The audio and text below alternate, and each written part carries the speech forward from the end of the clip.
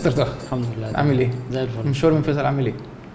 كويس. مشوار من الواحات عامل ايه؟ خدت واحده كده في سوزوكي بس. ميكروباص لطشك. والمشوار من الواحات لا مشوار محدد يعني، ما هي المشوار بقى من فيصل لهنا يعني اقرب. يعني بالنسبة لنا ما تحسش مشوار ان في مسافه. عادي. ماشي. طيب خدني من الاول بقى. طيب انت مواليد كام؟ اكيد زي انا محمد. 95. انا زي محمد 95 يعني مش عشان احنا توأم. فعلا. انا من الواد الجديد. اولا اسمي طاهر باري. ماشي. من الواد الجديد، عندي 26 سنه. ماشي. عشت حياتي تقريبا كلها في الوادي لغايه الجامعه. بس دخلت انا من الواحات الوادي الجديد الخارجه. انا عمري في انا مش متخيل اصلا شكل المنطقه هناك عامل ازاي. لا مدينه عادي يعني، احنا لا بدو ولا صحراء ولا انا محافظه عاديه وفيها عربيات فيها تكنولوجيا يعني فيلم اللي هو عارف الفيلم بتاع ولد ابو جليل وولد الطحاوي. انا هي دي الصوره اللي في دماغي. مش عندنا انتوا دي واحات تانية. عندنا واحات الداخله والخارجه والفرافير. ودي اصلا مكانها فين في الخريطه؟ تحت بعد اسيوط واحات. هي المفروض الوادي الجديد واخده اصلا يعني 3/4 مساحه مصر تقريبا. والله العظيم. انا اكبر محافظه. ولا اعرف الكلام ده خالص. فانت فكرتني في واحد صاحبي قال لي انت بتاخد المحافظه دي من يعني المنطقه دي كلها تاخدها ب5 جنيه بالتاكس. ده ايه ده صحيح. هي اكبر محافظه في الوادي الجديد. فهي بس الفيلم اتعمل في واحد تانية، منطقه تانية يعني. بس دخلت يعني جبت في الثانويه. اقول جبت كام ولا عادي يا باشا عادي. انا اقول جبت كام بعد ما انت تقول جبت كام. جبت يعني السنتين مع بعض جبت حوالي 79. علمي ولا ادبي؟ لا علم رياضه. علمي ماشي. انا كمان كنت علمي رياضه. كنت بحب الرياضيات بس. اقول لك انا جبت كام. بحب الرياضيات. الله يسامحه والله يرحمه الاثنين. مين ده؟ الاستاذ بتاع انا عندي كنت بحب الرياضه لغايه ثانويه. كرهك فيها؟ هو ما كرهنيش، بس هو عارف اللي هو كان بيديك حاجه يعني، بيديك في الدرس حاجه بسيطه تخش في الامتحان تلاقي حاجه اللي هو ايه ده. انا نهار اسود. انت عارف انا عندي تقريبا نفس الحكايه بالظبط. انا كنت دخلت علم رياضه، والمدرس اللي كان بيديني علوم بقى قال لي بص الكيمياء العضويه دي مش مهمه اصلا، احنا ممكن ما نذاكرهاش. 70% من المنهج. طبعا. انا رحت الامتحان والله العظيم ورقه الامتحان بتاعي عباره عن رسومات باتمان. المدير الراجل بتاع اللجنه يقول طب ما تغش. اقول له غش ولا ايه ده؟ انا بنص الحاجات دي اصلا انا مش فاهم ايه ده اساسا. وانا ما كنتش بروح مدرسه، ما كانش على ايامي في مدرسه يعني. كنت بروح العب كوره بقى وشقلبه ومش عارف ايه. جبت 7.5 من 50. طبعا ده ادوك علشان الباتمان حلو. يعني اللي هو الباتمان كويس. بيعرف يرسم كويس. وجبت كله على بعض 64. اوكي. ونص. لا نص بيفرق. نص يا نهار اسود. ده في مجهود برضه.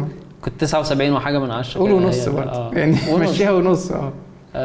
بس دخلت معهد فنون تطبيقيه اللي في 6 اكتوبر. 6 اكتوبر. وسبت بيتك في الواحات وبتاع ويلا انا هاجي القاهره.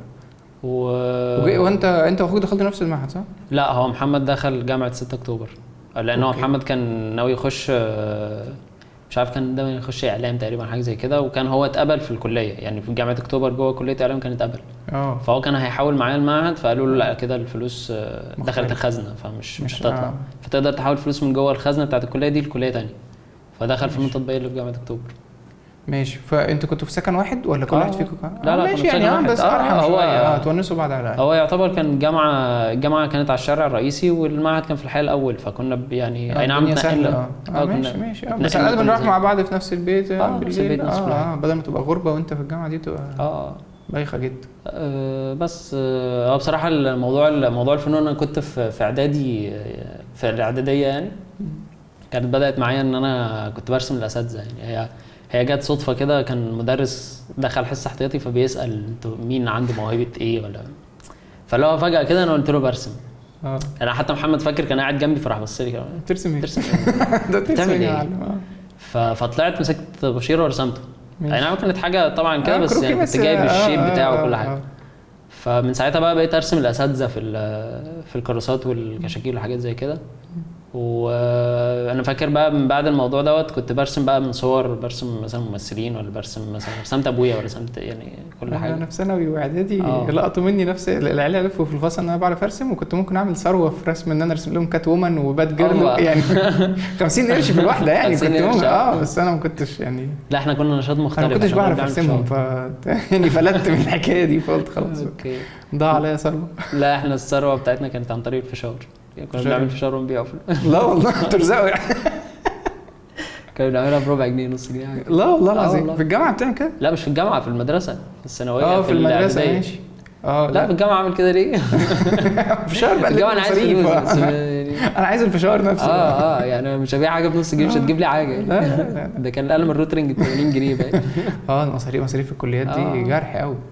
ودلوقتي بقى جرح اكتر. ربنا يكون في عونك دلوقتي. عايز منحه عشان تعرف تخلص.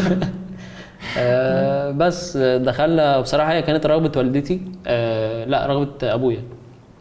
هو قال لي احنا كنا قاعدين تنسيق، مش يعني لسه مش عارف ادخل ايه، فقال لي تخش فنون. ما تقوليش تنسيق.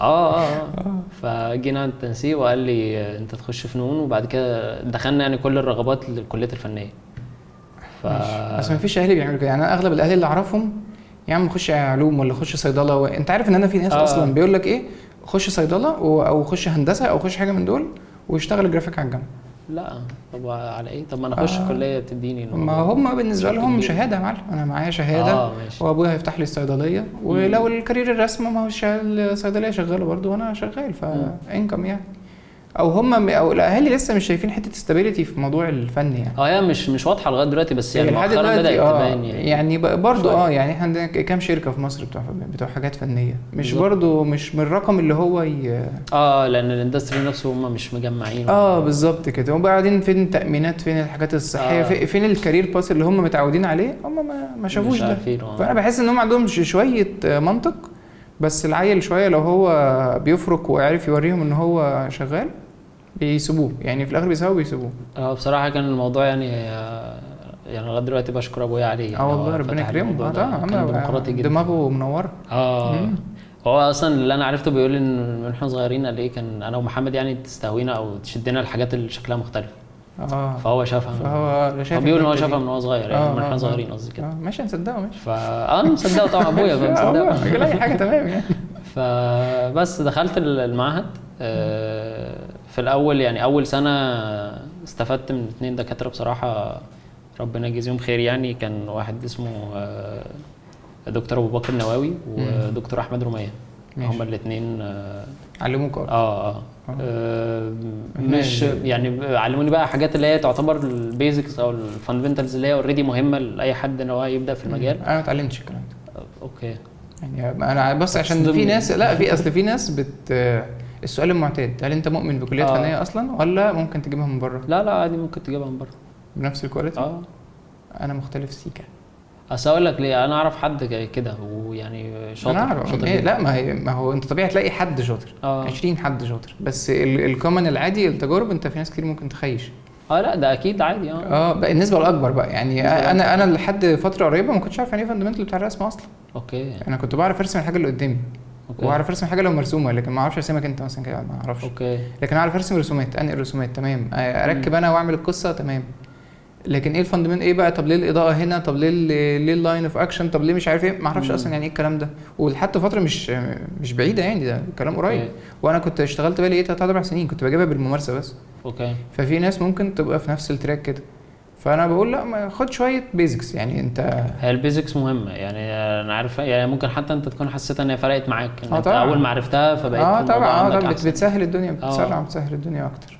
بس فكان بدات في الموضوع ده ان انا على طول في المعهد كنت يعني تقريبا كنت بحضر المواد عادي، بس يعني اكتر مواد كنت بحب اقعد فيها، والمكان كنت بنزل تحت في الاتيليه. وكنت على طول برسم يعني، انا عشان عارف ان هيجي في حته كده دايما الناس تقول لك عشان الكليه الفنيه فانت اتعلمت وبتاع. مش دايما يعني. انا كنت دايما انا بنزل وارسم واعمل الحاجه واروح اوريها للدكتور. يعني انت كنت تلميذ نجيب يعني في الرسم. في الرسم. بس فهي دي كانت يعني تعتبر البدايه. وبعد كده كتر خيره دكتور احمد رميه كان عدى تقريبا اول ترم، وبعد كده لقيته بيقول لي انت ليه ما جاتش الورشه بتاعتي؟ قلت له ورشه ايه؟ فقال لي غالبا محمد كان قال لك الحوار ده، ان انا رحت ساعتها ورشه في المعهد، كان ورشه في الصيف. مش فاكر تقريبا كانت شهر ونص او شهرين حاجه كده يعني.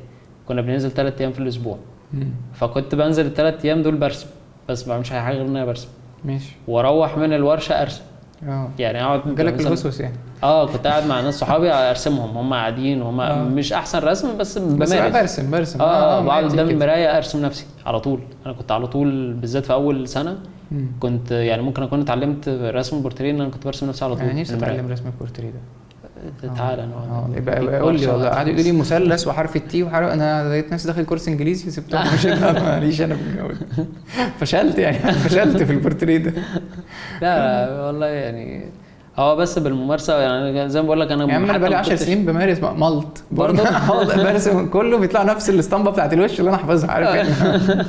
ما اعرفش اجيب غير ما انا بقول له شبهك بس انت لسه يعني فيما بعد يعني ما تسيب الورقه يومين كده هتظبط معاك. اوكي. بس فانا برضو يعني الفتره دي كنت برسم كتير. ممكن في اول قبل الورشه كنت مثلا بقعد ارسم كتير وانا قاعد في الاوضه او حتى بعمل مشاريع او حاجه زي كده. وكنت ارسم اي حاجه يعني اجيب تفاحه ارسمها، اجيب قماش. كنت احب رسم القماش جدا. ارسمه واحط عليه لايت وبتاع طبيعه صامته بقى والجو ده. كنت بحبها لان بالوان بقى ولا رصاص؟ لا كنت بعمل رصاص. انا لغايه دلوقتي عندي مشاكل في الالوان اصلا يعني. لا انا بالنسبه لي رصاص عشان اوفر يعني.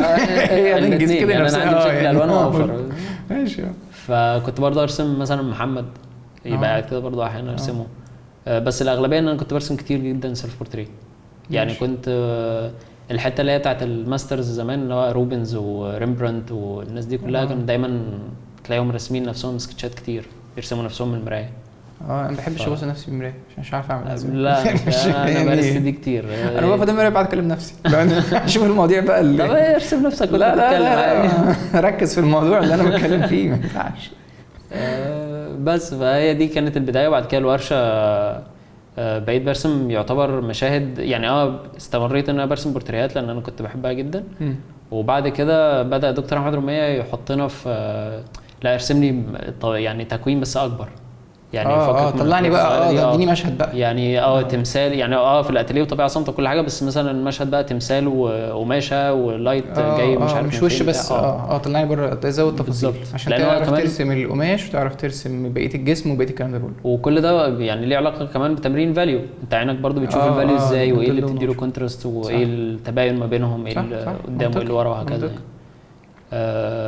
فالتمارين دي كانت يعني او الشغل ده كان دي برضه حاجه حلوه على فكره. لما تخش كليه فنيه لو لقيت حد يتبناك او يساعدك بصراحه هتفرق معاك جدا. انا عندي كانت صعبه، كانت ستراجل جامده جدا بصراحة. لان انا ما بلاقيش حد اساله. وانا اصلا في فتره ما بدات انا ما كانش فيه برضه الناس كتير. ما كانش فيه فيسبوك قوي يعني، ما كانش فيه الحاجات دي كلها، فكانت الدنيا اصعب. فدي ميزه للناس برضو انك لو دخلت كليه فنيه لقيت حد ده ممكن يساعدك كتير جدا. هي دي بصراحه هيشربك. بس النقطه كانت معايا ان هو ايه، انا كنت بجري يعني. ماشي، انا اللي عايز عندك رغبه ماشي طبعا. لان هي في احيانا ما بتبقاش عندهم، هم فاكرين ان هو يعني في مش قصدي ارمي حاجه على حد، بس هو في ناس كانت فاكره ان هو ايه، لا انت دخلت فانت اتعلمت عشان هم قالوا لك. هو محدش قال لي كده يعني. هو انا اللي كنت بعمل وبوريهم. اوكي. يعني انا اللي باخد الخطوه، انا اللي باخد اللي بعمل سكتش واروح للدكتور اقول له ماشي. بالذات هم الاثنين دول لان انا شفت فيهم الحرفيه في استخدام التول والقيم والحاجات دي. فهي دي كانت النقطه، ان انا اللي كنت عايز اعمل حاجه، مش مستني ان هو حد يديني المعلومه. منطقي برضه. فبدات بقى من هنا، وحتى بعد الورشه بقى الموضوع عندي يزيد. وبعد كده محمد برضو كان بيتعلم معايا وكده. وكنا احنا الاثنين بنساعد بعض يعني في الحته دي. وبعد كده محمد اخد سكه اللي هو ايه، كاركترز. وكنا ساعتها قابلنا والله كان ليا واحد صاحبي اسمه احمد جرين. عارفه. فهو كان معايا في المعهد، وبعد كده عرفنا على انس. فجرين كان يعني تقريبا ساب المعهد وراح دمياط، او مش فاكر بصراحه راح فين، بس هو كمل في مكان تاني. فبدانا احنا حتى انس معانا في اكتوبر، فبدانا ننزل نتقابل. طبعا شله خلاص. حلو جدا. فكنا بننزل مكان اسمه فيلا 307، وكنا بنقعد نرسم بقى كتير وبتاع. وكنت بدات ادخل في حته بقى الكاركترات لما شفت محمد وانس وبيقعدوا يرسموا مع بعض وكده. فخلاص بعدت انا عن البورتريه شويه، وبدات ارسم كاركترات وحاجات ستايلايزد وكده. وهنا حصلت نقطه تانية يعني برضو غيرت شويه من تفكير، ان هو حد برضو بس مش هقول الاسم جه رمى لي كلمه اللي هو ايه، بوري له حاجه كاركتر يعني لسه في الاول خالص. فقال لي كويسه بس فيها مشاكل في التشريح وبتاع، ما تخليك في اللي انت بتعمله. مذاكر تشريح ايه؟ لا انا لقيته بقول له ايه اللي انا بعمله. قال لي البورتريهات السكه دي حلوه يعني خليك فيها، ما تخشش في لا مش شرط. فاتقفلت منه، اتقفلت من ستايلايز، اتقفلت من كل حاجه. ليه؟ ما يقول لك اتعلم تشريح. انا كنت صغير ماشي انا كنت صغير والكلمه يعني انا خدت الكلمه على صدري قوي، اللي هو يعني ايه، يعني انا مش جاي مني، طب يعني انا خليني هنا. فانا فاكر يومها يعني طلعت من المكان او اللي كنا قاعدين فيه يعني، ورسمت طبعا كنت مقرف جدا، بس برضو قعدت ارسم. كنت بعمل تقريبا كوبي او حاجه للوحه. وساعتها بعد كده قررت ان انا هاخد اللي هو الحاجه الريل دي، احاول اطبقها في الكاركترز. يعني انا ارسم كاركترز مش ستايلايزد، عادي ريل عادي بالنسب طبيعيه وكل حاجه. ماشي. وبدات ان انا اطبق شويه، لما ارسم حاجه اطبق فيها الفكره الظل والنور والحاجات اللي انا اتعلمتها برضو. ماشي. ودي كانت تعتبر بدايه ان انا بدات انقل من الحته دي، وبدات افكر في الموضوع بحاجات مختلفه، مش عارف كاركتر صخره، كاركتر مش عارف ايه. ماشي. ما كنتش بميل افكار بقى، ما كنتش بميل قوي للسوبر هيروز يعني والحاجات دي، بس يعني ايه كنت باخد الحتت اللي هي التشريحيه بتاعتها يعني في الكوميكس وكده. بس وبعد كده دي كانت البدايه بقى ان انا بعدت عن اي حاجه كرتون.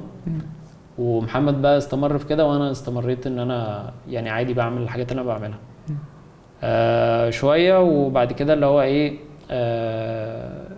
بدات ان انا ادخل في حته ان انا طب انا عاجبني فكره الكونسبت، يعني فكره ان انا اشوف ناس بتعمل مشاهد. بس انا خايف تكون في حتت سقطت مني في النص، بس يعني نرجع لها عادي. فالمهم بدات ان انا اخد الحته دي واشوف فكره الجيمز بدات تعجبني، اللي هو طب انا عايز اشتغل في الجيمز او في الافلام وابني اللوكيشنز. انا مؤخرا عايز اشتغل في الجيمز جدا جدا. انا الحمد لله انا حاليا شغال. لا والله. احكي لنا. فهي كانت البدايه هنا ان انا بدات عايز ابدي بقى مشاهد. ماشي. وكان ساعتها الديجيتال شويه، انا بدات اشتغل في الديجيتال تقريبا من تاني سنه في المعهد. اوكي. برسم ديجيتال وكده، بس كنت احيانا طبعا في المعهد كنت تخصص جرافيك ديزاين. فكنت دي كانت اقرب طريقه، وحتى كانت نصيحه الدكتور ابو بكر ليا، قال لي ده اقرب حاجه للرسم، يعني جرافيك ان انت بالديزاين بوستر او بالالوان والحاجات اللي زي كده، لان انا كنت ناوي اخش ديكور. وهو نصحني قال لي بلاش، لان بعيد عن الرسم مش ترسم. فاخدت بنصيحته بصراحه ودخلت، وهي كانت فعلا بدايه كويسه. وكان اغلب الوقت وانا احيانا بعمل لوجوهات او برسم، بعمل اي حاجه من الحاجات دي كنت برسمها بايدي، يعني ماشي. قبل ما اعملها اي حاجه حتى الفوتوشوب بعملها بايدي. ماشي. بس كانت هي الخطوه ان انا ساعتها جبنا الواكوم وكده واشتغلت بيه، وكنت بدات اعمل حاجات ديجيتال، بس كنت بعملها باحساس الورق، اللي انا عادي بانك وبرسم مش كتل مصمطه والايدجات واضحه وبتاع زي الالستريتور وبتاع. انت ميال اكتر للتراديشنال. فكنت بعمل بنفس الطريقه دي. حلو. وفي جانب ده كله بقى كان مثلا كنت بتفرج على فيلبو بقى تشريح. بدات ان انا في حاجات مثلا اشوفها شويه في البرسبكتيف، فيديوهات على اليوتيوب، بس ما يعني للاسف الانجليش بتاعي شويه برضو نص نص، فما كنتش بجمع كل حاجه. واكتشفت ان تلطيش برضو يعني فاهم اللي هو كلمه بالوايم كده اللي هو عايز يقول ايه. اللي هو وصل دول وكده وهتظبط تمشي معاك. ودور واطلع. فبقيت اعمل كده. حتى دي كانت تمارين كنا بنعملها، ان احنا بنرسم بوكسات او حاجه ستيل لايف، وكنا برضه بنديها فاليوز وقيم والحاجات اللي زي كده. فحسيتها ان هي مش بعيده عنها. مش بعيده طبعا. مش بعيده. بس بعد كده بدات اعمل التمارين دي، وبدات ان انا اوظف بقى الديجيتال بينتنج الون، لان انا كان عندي مشاكل في التراديشنال يعني الالوان. انا عمري في حياتي ما لونت باكريليك لا انا ما لونتش اكريليك، بس لونت ووتر كلر. زيت هي مره واحده. لا كل لوحاتي تحضير. اخر تطوري الفلوماستر كده ما قربتش بعدين. لا ما قربتش للفلوماستر. انا حتى لما بلون بميل ان انا اعمل الحاجات شبه الكرتون، مش بميل التلوين اللي هو انا بحب الالوان الكرتون اللي هي السوليد. ممكن فيها درجه كده لون تاني وخلاص. ما بحبش ابعد من كده. ما اعرفش ليه. طبيعه اعتقد دي طبيعه. بحب اشوف كده. بحب اشوف الحاجه كده. فلا انا كنت بحب ان انا يعني انا يوم ما لونت برضو كنت بلون الوان خشب. يعني برضو كنت اجيب الوان خشب، وبرضو كنت بستدي من وبرشات خشب يعني البرشات فوتوشوب يعني شبه الخشب. لا البرشات كنت بشتغل عادي تراديشنال. كنت بلون تراديشنال بالخشب. انا بكرهه. لا بكرهه بشكل لا تتخيل الخشب. لا انا كنت بتعامل بيه معامله الزيت. يعني مثلا الزيت يعني زيت، بس هو يعني عبال ما اللون بيجي بزهق. فاللي هو في الماستر تك لون خلاص مفيش. لا ما انا كنت بقى بتعامل معامله يعني الزيت بيبقى فيه طريقه وانت بتبدا في الاول تحضير، بتحضر ماشي. مثلا بلون بني او بلون غامق شويه، وبعد كده بتبني اللايت وهكذا لغايه لما تفاينل اللوحه. فانا بقيت اعمل كده، يعني ابدا مثلا بلون بني وبعد كده ابدا اضيف الوان. يعني انا مثلا لو اي فكره ان هو كان دايما في البورتريه يقول لك هنا الخدود مثلا محمره والدقن خضراء ومش عارف هنا في ازرقات وخضرات وحاجات زي كده، فبدات ان انا اعمل مع البني اضيف الالوان دي. اوكي. فبدات تطلع حاجه زي طبعا انا كنت على طول بستدي من لوحات الماسترز يعني ايام المعهد وكده، فكنت بشوف الالوان اللي هم بيستخدموها يعني وبشوف فيديوهات كنت بتتفرج على اللوح القديمه والكلام ده وتشتغل عليه. ماشي. كنت بعمل كوبي بس في الاغلب كنت بعملها رصاص. ماشي. وفادتك الكلام ده بيفيدك في بالنسبه لده؟ اولا بيفيدك لان هو شغل الماسترز انت بتاخد منه فكره اللايت. يعني كان في واحد طبعا ريمبرانت استاذ في اللايت لدرجه ان في فوتوغرافيا اصلا الفوتوغرافيا دلوقتي بتتاخد بنفس الستايل بتاعه بنفس الطريقه بتاعته. وفي واحد تاني درامي يعني الموضوع عنده دراما قوي كان اسمه كارفاجيو. ماشي. انا ما اعرفش اسامي بس انا بحب اللوحه اللي فيها دراما. ماشي. ما هو كارفاجيو كانت الاضاءه بتاعته دراما جدا وبيدي قصص ومعاني وحاجات زي كده وطبعا فيجر دروينج وحاجات زي كده. فكانت كمان مفيده من ناحيه التشريح. يعني انت برضو ممكن تذاكر تشريح من حاجه بعد كده تنقل او تعمل كوبي من ماستر فيشوف هو بيحلل التشريح ازاي، لان كان في ناس بتضيف عضلات. يعني واحد زي مثلا دافنشي هو كان بيشرح البني ادمين وبيرسم النوتس وبيعمل نفسه نوتس علشان يقول هو عارف. ماشي. فانت ده اضاف لك ده. طبعا اضاف ده جدا. وكمان فكره زي ما انت بتقول انت بتشوف حاجه تنقلها ترسمها فبقت عندك بالممارسه بقيت تعملها عادي. تعرف تعملها عادي. صح. يعني مثلا انا ممكن ارسم تشريح ممكن ما يكونش مظبوط بس هو مقبول. مش زي مثلا محمد ما شاء الله بيذاكر تشريح كتير جدا وعمل استادي كتير جدا من صور حتى مش من لوحات. فبقيت عنده دلوقتي هو عارف تشريح يعني عارف العضله دي فين والعظمه دي فين. انا بالوايم كده لو انا عارف ان دي مكانها هنا وهكذا. لان انا كنت بعمل كده وقت الاستادي كمان. لان انا لما بكوبي مثلا عامل الدراع بحركه معينه فدي هنا شكل الكتف السنس بيسنس اكتر ما منه حفظ. بالظبط. فهي كانت مفيده كده وكانت كمان مفيده اكتر حاليا بالنسبه للشغل اللي انا بعمله في الكومبوزيشن. يعني الماسترز برضه كان عندهم كومبوزيشن عالميه. طبعا. دي حته حلوه. الرول اوف ثيرد والجوردن ريشيو الحاجات دي انت لو حتى مش عارف اسمها انت من نقل انت اوريدي بتعيد التكوينات تاني انك بتقلد فبتحفظها. هي حتى الميزه في اللوحات بتاعت الارتست عامه اللي هم الماسترز وكده ان انت ممكن تلاقي لهم اصلا تحليل على اليوتيوب. يعني انت مش محتاج اصلا تفتح مش محتاج انت يعني تشغل مخك اصلا. يعني في كتير اتعمل عن دافنشي وعن ريمبرانت وعن روبنز واغلب اللي هم الفنانين بتوع عصر النهضه وحاجات زي كده يعني. فانا كنت دايما بتفرج على الحاجات دي وكنت مجتهد زمان شويه ان انا كنت بكتب. يعني انا طبعا ما كانش معايا لابتوب ولا جهاز ولا كده فكنت احيانا بروح سايبر. والله يعني انا فاكر ان انا في فتره كنت واخد الموضوع جد جدا. كنت بروح سايبر ومعايا السكتش وبكتب حاجات بس ما عملتهاش كتير تقريبا هي مره او مرتين. ماشي. وحسيت ان هي بتاخد وقت. طبعا. وانا بقى في السايبر كنت اجيب لوحه الفنان وارسمها انا قاعد في حته قد كده وبرسم. وكنت بستفيد بقى من المعلومات دي وهو مثلا اتعلم من مين فدور على اللي اتعلم منه وهكذا. يعني فكره ان انت مثلا والله انا بحب شغل مختار طب مختار اتعلم من مين او ستايله جايبه من مين فهكذا. ايوه. فهي دي يعتبر كلها كانت بدايات بقى حاليا يعني ممكن للمعلومات اللي عندي مش هقول معلومات بشكل غزير يعني بس الحاجات اللي انا اوريدي بعملها يعني بنيت عليها طبعا. فكله بعد كده يعني دخل في حته اللي هو طب خلاص يعني نبعد عن الكاركتر شويه وبدات ان هو ايه. ودي النقطه اللي دايما احيانا بقولها لاغلب الناس اللي هو حاول تعرف انت عايز ايه. ما حدش عارف. ما هي دي مشكله. ما حدش يعني عارف. ما هي المشكله في ايه ان انا مثلا بدات بالبورتريهات. انا كنت بحب البورتريه جدا. ماشي. فعملت بورتريه بعد كده طب هعمل ايه تاني؟ بورتريه تاني؟ لا ما انا دخلت بعد كده بعد البورتريه طب ما نعمل كاركترز. طبعا هو كان محمد برضو يعني حافز ليا لان انا شفته هو خد السكه دي من قبل. ماشي. ما هي حاجه حفزتك بس كده. ما هي مش فكره التحفيز ده بس اللي هو طيب ماشي هو ده حافز بس طب ما نجرب فيه. مش هقول ان هو مطلق 100% ان ده اللي انا عايز اعمله. ايوه ما بالظبط ما حدش فعلا عارف هو عايز يعمل ايه. بس في ناس فكر فيها كده هي لا في ناس هو يعني انا مثلا بحب الكوميكس. تمام. وبعز جدا يعني ما بحبش حاجه قدها. تمام. هفضل اعمل كوميكس.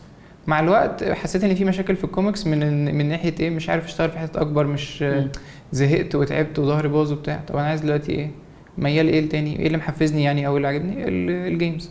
اوكي. عايز اعمل حاجه لعب لو بولي بتاعه الموبايل والحاجات دي بتبقى ملونه وبتاع، انا عايز ماشي. بس انت اوريدي هنا يعني انت في الاول بتعمل حاجه حاببها. فانا حبيت البورتريه برضو يعني. انت حبيت الكوميكس فاخدت السكه دي. ماشي. بعد كده لقيت بس مش معنى كده انك هتفضل فيها على طول. ايوه هي مش ما هي دي النقطه، لان في ناس بتيجي لو عايزه بتسال اللي هو انا مش عارف اعمل ايه، ما انا مش هعرف لك. بس فهي الفكره كلها ان انا كمان يعني بعد كده خدت بقى الكلام ده كله، فحبيت البورتريه ودخلت منها للكاركترز. وبعد كده الكاركترز وانا شغال بدات مثلا ارسم، افكر ان هو في مشهد. انت كنت شغال مع نفسك في البيت صح؟ ما بتبيعش وتشتري لسه؟ لا ما كنتش حتى بدات اي حاجه. بس كلها كانت خطوات ونفس الاسئله. تكتشف نفسك يعني. هو ده بعك لحد ما الاقي نفسي مبسوط. بالظبط. فهي الفكره كلها كنت لسه رايح اقول لك ان هو ايه، انت بتجرب اقول لك على حاجه كمان. نفس الاسئله اللي كانت بتيجي اللي هو طب ابدا منين واقرا ايه واعمل ايه واتفرج على ايه. وبرده حته الكليات الفنيه الوقت اللي انت فيه 4 سنين فاضي تجرب ده مش هتلاقيه قوي لو انت كنت بتعمل شيفت كارير مثلا. لو انت بتتعلم وانت اوريدي خلصت 5 سنين في اي كليه تانية ولا 4 سنين، فاهم قصدك. انت الوقت ده بالنسبه لك يعتبر امتياز يعني، حاجه غيرك مش هيعرف ياخدها بالصوره يعني هو دي نقطه نسبيا. دي انت اوريدي محمود في الحلقه بتاعته نفس الكلام بيقول لي انا كان عندي وقت اتعلم رسم وفنيات والكلام ده كله. ليه اقعد ادرس مركبات كيميائيه وانا مش هستخدمها كده انا بحب محمود. تعسل. وشغله في الكوميكس. ماشي كمل يلا. بس فالفكره ان هي ايه، دي النقطه اللي هو حته الاسئله اللي بتيجي للناس اللي هو ابدا منين واعمل ايه واقرا ايه وبتاع. ولغايه دلوقتي هي بتحصل لي اللي هو في حاجات كده اللي هو بس مش زي الاول يعني، مش زي ما بدات دلوقتي مثلا. دلوقتي مثلا ان هو ايه بقيت مثلا اكلم ناس معينه اصحابي وكده هم توب في المجال، فبقول لهم انا مثلا عايز اذاكر حاجات في الفاندمنتالز، فهم مثلا يبصوا على حاجات معينه عندي في الشغل. انت عندك كذا حلو، ركز على كذا صح. فابدا ادور. النقطه الاولانيه اللي هو معلش هنرجع لحته اللي هو مثلا وانا شغال فبسال ابدا منين واعمل ايه. هي الاجابه عليها ان هو لازم انا اشتغل.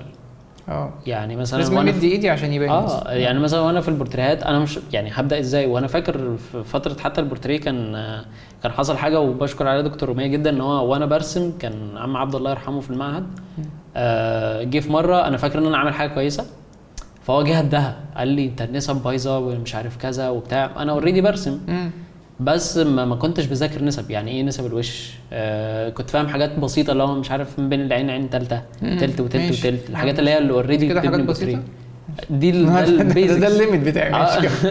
هي دي البيزكس. بعد كده انت بتبدا تحدد الفورم بتاع الوش، الحته اللي بتاخد عليها لايت وكده. لا كله على الله. حط عينين وبق ومناخير ومفيش حاجه تانية في الوش بعد كده. لا هي كانت بقى حاجات اعلى من كده. فهو جه راح قومني قال لي قوم، وراح ماسح نص الرسمه تقريبا وبدا حتى هو يبنيها. فانت شفت الفرق؟ شفت فرق كبير جدا. ودي كانت حتى لو انا اتضايقت اللي هو انا فاكر ان انا اعمل حاجه طلعت ان انا بعك. طب ابدا منين؟ فبدات ان انا ابص على فيديوهات تانية بتتكلم عن البورتريه. يعني هي دي حبه من دول. بدينا شويه لينكات. ايه يبقى ادينا شويه لينكات نحطهم في ان ازاي الناس ترسم بورتريه. انا ابص عليها والناس اللي عايزه تتعلم بورتريه تبص. مفيش مشكله. وفي كذا طريقه يعني. في بروكو وفي هو بروكو كله فري ولا في اشتراك؟ بروكو لا في حاجات فيها اشتراك، بس في حاجات في البورتريه يعني اغلب فيديوهاته بيعمل حاجات فري بيعلم حتى البيزكس. يعني تقريبا كان ليه 3 أو 4 فيديوهات بيتكلم عن البيزكس بنظريه لواحد اسمه اندرو لومس. انا سمعت دي. هو بيشرح حاجات زي كده. هو بيشرح ازاي الفورم بيبسطوا كل حاجه وبعد كده بتبني بعد كده التفاصيل. ماشي حلو قوي. فكل الحاجات ديت انا تقريبا ما كنتش حتى لسه اعرف بروكو وقتها، بس كان معايا حاجات الفيلب وكده، وكان يعتبر اشهر واحد يعني وقتها وما زال يعني. فبدات انا اتفرج عليه كتير، وحتى بعيدا عن الانجليزي انا كنت برسم وراه يعني. انا كنت بتفرج عليه بس انا مونكي بالظبط. بعد كده اللي هو اجيب مثلا صور ارسم نفسي زي ما قلت من القرايه كتير. بس بقيت برسم دلوقتي بمنظور مختلف، ان انا عرفت اوريدي معلومات فبحاول اطبقها. الاستراكشر اختلف. ماشي. فبقى الموضوع عندي ان انا ممكن يعني قاعد قدام اي حد ارسمه عادي. ماشي. فهي برضو مع كتر الممارسه يعني، مش مثلا عرفت المعلومه بكره هبقى اطبقها، لا وانا لازم اعرف يعني. عرفت واحد ما اطلعش على 2 غير لما اكمل يعني ادوس على واحد، اقفل واحد اظبطه وبعد كده اروح على 2 بالظبط. ماشي.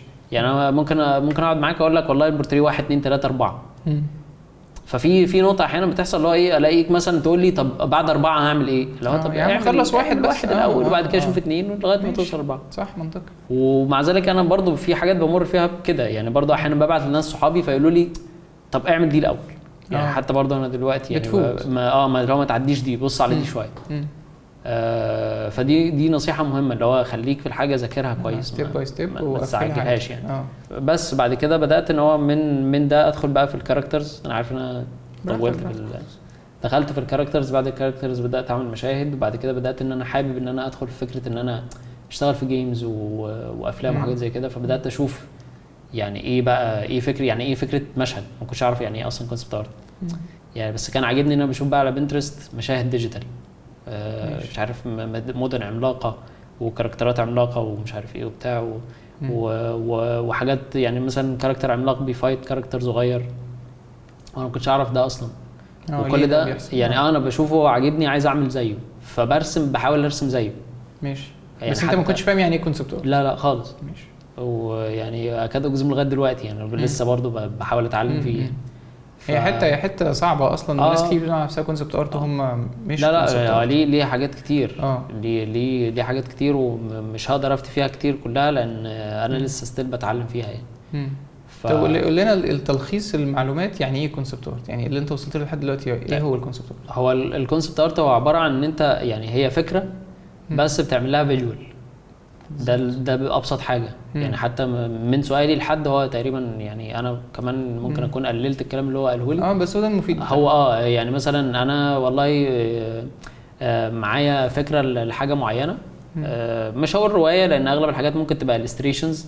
الكونسبت هو بعمل حاجه شكلها مختلف كويس، يعني باخد زي ما قلت لك مثلا ستوري لحاجه معينه او فكره لحاجه معينه، ببدا افجولها بشكل مختلف، مش ممكن ما تلاقوش في الطبيعي. اللي هو مثلا اللي هو ايه، انا عايز اعمل حاجه بتتكلم عن الافارقه مثلا، بس عايزها بشكل مختلف.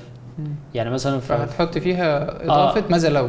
بالظبط. وبيبقى عندك اسئله اللي هو ايوه ما هي هم مين وبيعملوا ايه وطبيعه المكان اللي هو فيها بتبقى عامله ازاي. فهو يعتبر زي ما بيقولوا الكونسبت ارت، هو بيعتبر لو انت بتعمل بروجكت لنفسك انت بتبقى مخرج نفسك.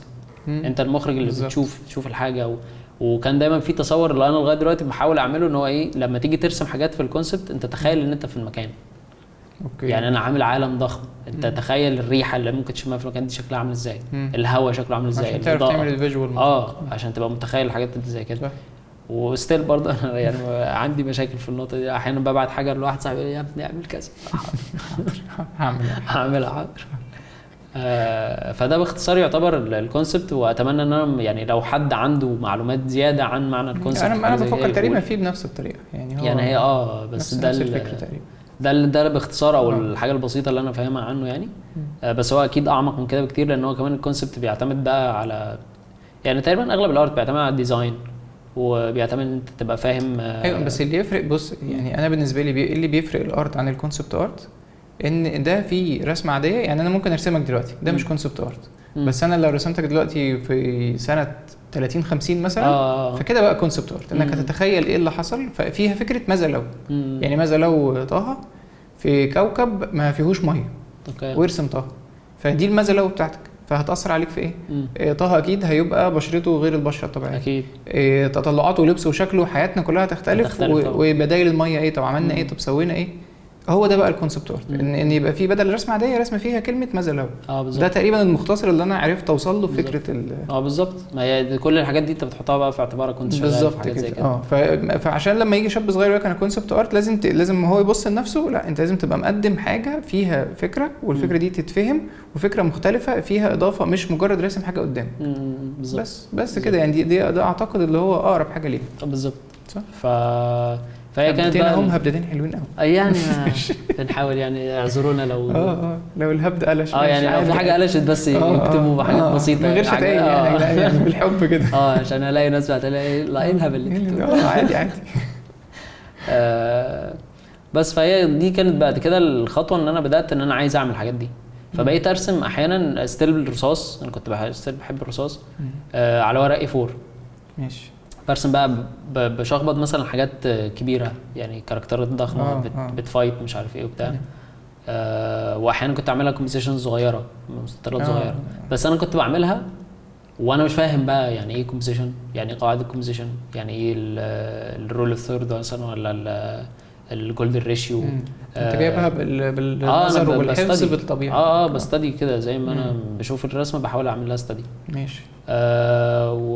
وايه بقى يعني في حتى فكره قواعد الديزاين ازاي تطبقها جوه الكومبوزيشن، ما فيش الكلام ده كله، برسم كده مع نفسي وخلاص. هبدف على الله كده وزي ما تيجي. ماشي. انا فاكر حتى كنت راسم حاجه كده ايام المعهد، كان مشروع تخرجي المفروض ان انا كنت عامله عن لعبه، بس هو ملوش علاقه باي حاجه خالص. ملوش دعوه باللعبه اصلا، ولا لعبه ولا كونسبت ولا اي حاجه. انا فاكر ان انا كنت عامل حاجه يعني.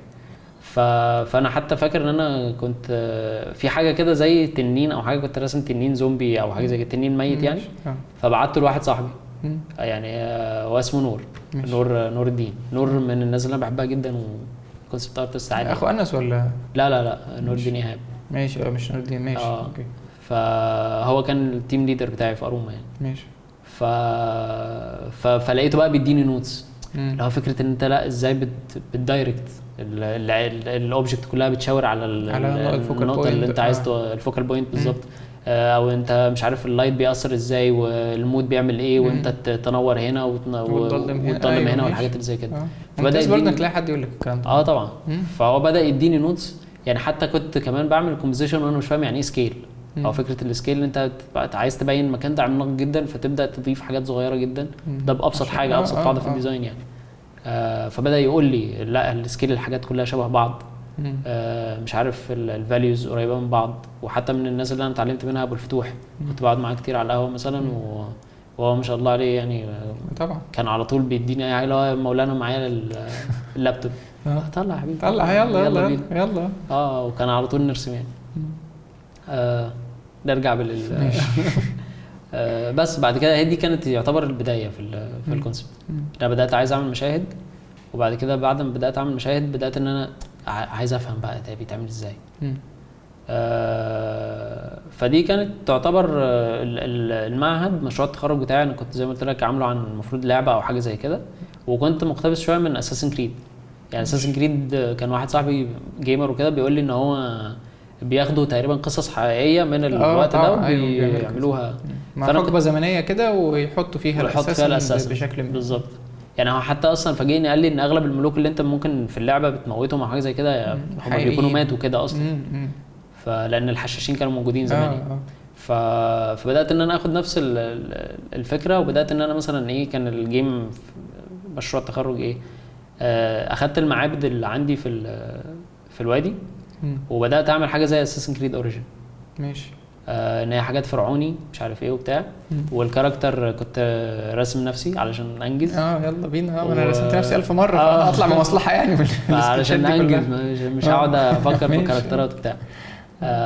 بس وبعد كده بدات طبعا اعمل بوسترات وكومبوزيشنز وحاجات زي كده، وكنت شويه بدات يعني افهم يعني او مش افهم يعني بدات اخد معلومات يعني ايه كومبوزيشن اصلا. فبدات من خلالها اعمل الحاجات دي. فخلصت البروجكت وكده، وبعد كده كانت اول مقابله ليا مع ابو الفتوح. كان محمد ما شاء الله يعني تقريبا جاله زي تيست في اللي هو مسلسل سهيل اللي كانوا عاملينه في قبيله، وفي مره كده يعني قلت له انا عايز اقابل ابو الفتوح، وهو كان مرحب جدا. هو احلى حاجه في ابو الفتوح ان هو مرحب جدا. يلا جدا. فروحنا بقى وريت له اللي بتاعه وانا رايح بقى انا عامل بروجكت وحاطط تكتشرز ومش عارف. انا كنت عايز اقفل اللابتوب وامشي. اول حاجه قال لي فين الريفرنس؟ مش فاهم يعني ايه ريفرنس. قول له ريفرنس ده يا باشا احنا ما خدناهاش دي. مش فاهم ريفرنس اصلا. فبقول له يعني ايه ريفرنس؟ قال لي ريفرنس يعني حاجه اشتغلت منها يعني انسبيريشن وبتاع. لا مفيش. ما لقيتش والله ما لقيتش. فقال لي ازاي امال عملت والله يا باشا رحت السوبر ماركت والراجل قال لي مفيش فاشتغلت كده وخلاص. انا في حاجات كده اللي هو محمد كان بيساعدني فيها لان هو كان محمد بيرسم اسرع فعمل لي دي. ما فيش انا متنح انا مش عارف مش عارف برضه خلاص بليت بقى ما خلاص خلاص خدت على وشي فخلاص. فبعد كده اللي هو قال لي طب الريفرنس الالوان مثلا المود جايبه منين؟ مفيش انا طب انت عايز تعمل ايه يا مولانا يعني اديني وخلاص. فلقيته بيقول لي اولا انت الالوان كلها كونتراست جدا، وبدا بقى يديني فيدباك كان شديد شويه. ده حتى كمان من قبل ما اتابع مع نور. نور مؤخرا يعني كنت كلمته بعديها، فقال لي الكونتراست شديد جدا، الفاليوز كلها واحده والضلمه يعني الاماكن الضلمه شديده، فانا مش عارف اشوف حاجه يعني مفيش فوكال بوينت عندك. فبدات ان انا اشوف هو بيعمل ايه، فبدا هو جاب بقى ريفرنس، كان جاب تقريبا ريفرنس من لورد اوف ذا رينجز طبعا وايه مشهد فيلم عادي يعني مش حاجه بس ما هو كله كان انا فاكر المشهد اللي هم كانوا بيطلعوا فيه الغيلان تحت الارض، كانوا بيولدوهم الحفره دي فاكرها دي. فهو راح واخد حاجات من المود ده وعمل نفس الرسمه بتاعتي، ما عملش اي حاجه خالص بس بقى مختلفه. طبعا يعني شفت بقى هو بيحضر وبيبني اللوحه ازاي، وبرضه حاطط في دماغه طبعا فكره قواعد الديزاين والسكيل والماتيريالز والحاجات اللي زي كده. مفيش، انا كان تقريبا كله حاجه واحده يعني مفيش فرق بين الصخور والرمله واللبس. ايوه فبدات اخد بالي من ده، وبدات اخد بالي هو بيحط اللايت ازاي. دي قصه ثانيه يعني فكره ان هو بيخلي اللايت درامي ازاي، وبيخلي اللايت اللي هو ما يشدش العين قوي وبيتوزع صح.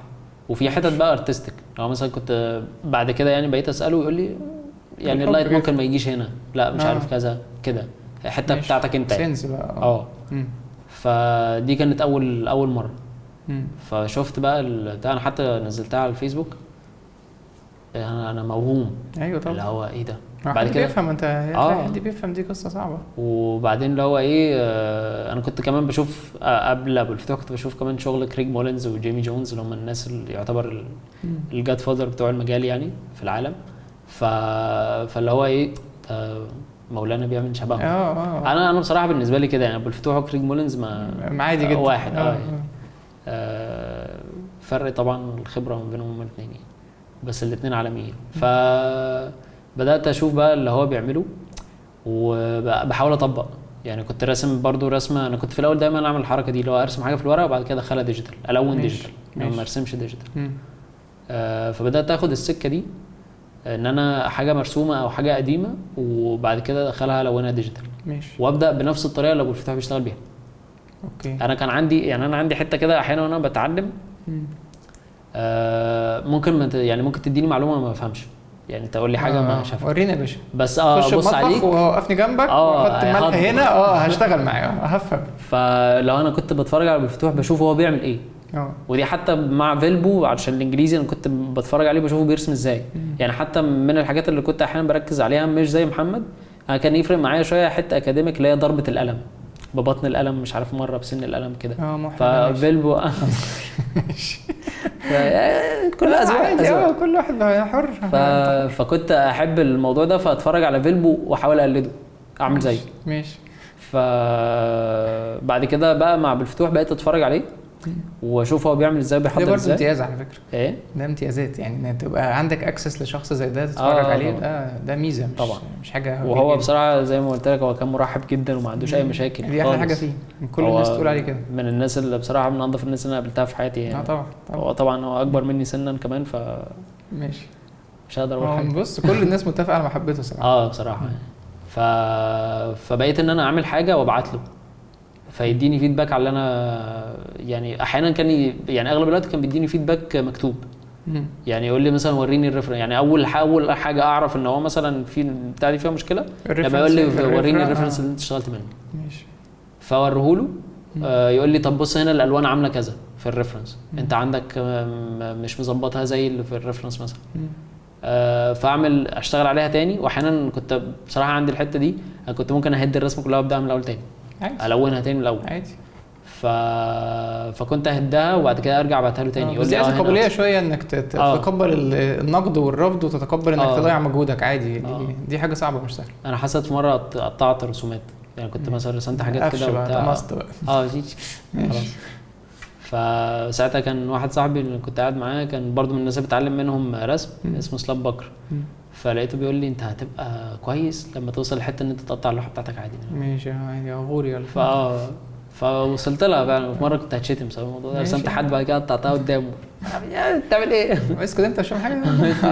انا عارف انا اللوحه الحقيقيه مشاكل نفسيه مالكش دعوه.